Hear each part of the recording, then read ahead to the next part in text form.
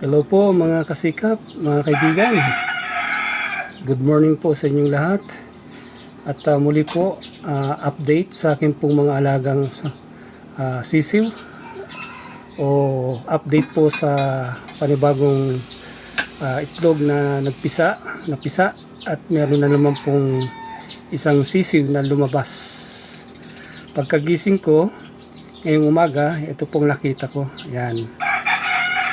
So I think kagabi pa ito lumabas nung natutulog kami. At ngayon kaya na po siya. Tara, tingnan po natin sa loob. Okay, buksan ko. Yan. Okay. So ayan po. Ang cute niya no. Babae po ito. Babae. Kasi medyo mainhin kumilos. Kapag lalaki po yan, lakad ng lakad yan, talon ng talon.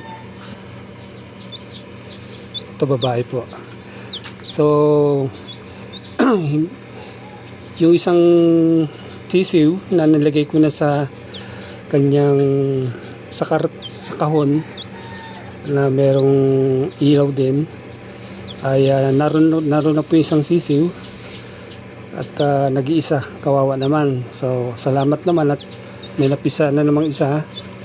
Ngayon may kasama na yung isa din sa kahon, sa karton. Yan ang sigla niya, sumampa siya. So ililipat ko na yan doon. And also the good thing is meron na naman po isa na ito po nandito. Ayan, dito ito isang ito. Ayun papansin po ninyo may tuka na yan. Ayan yan. So ibig sabihin lalabas na po yan.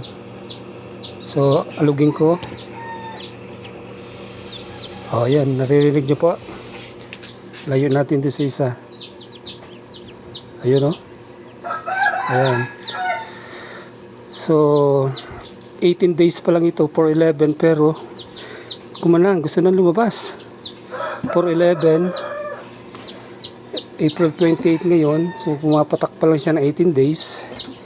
So sakto yan, siguro ika 21 days tuluyang lalabas na yan.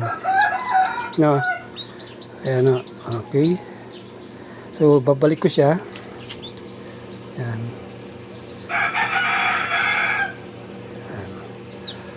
So itong isa, ayan ang cute niya, sumampa na. Sumampa na siya.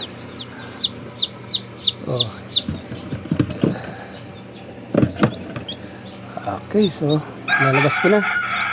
Dadalhin ko na siya dun sa kapatid niya para may kasama na yung kapatid niya. So ito po yung kapatid niya na nauna sa kanya. Ayan, babae rin po yan. Babae. Pare silang babae. Ayan, may kasama ka na. Alright. So ang cute.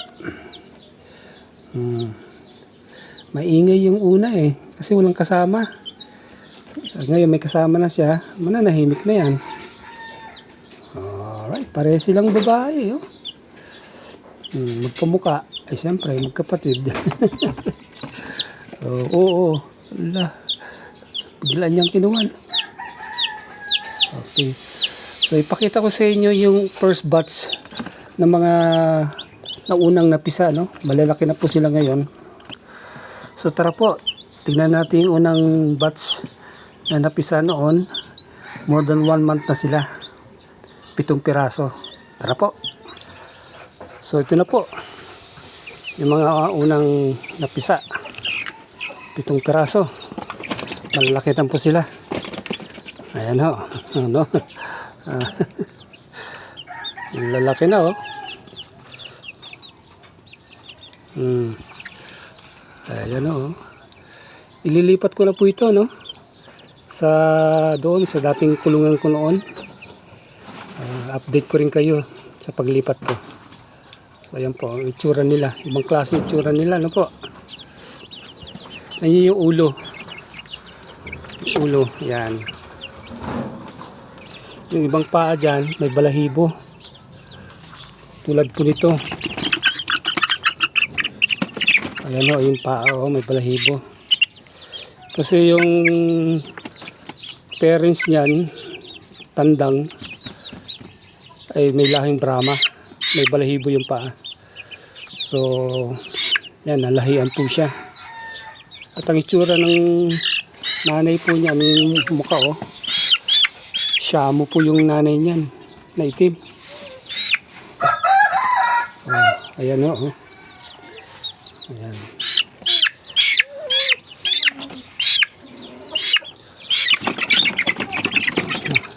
Sisigla po sila.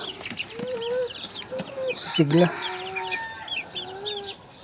Alright, so ayan po mga kaibigan, ang aking munting farm. Ayan.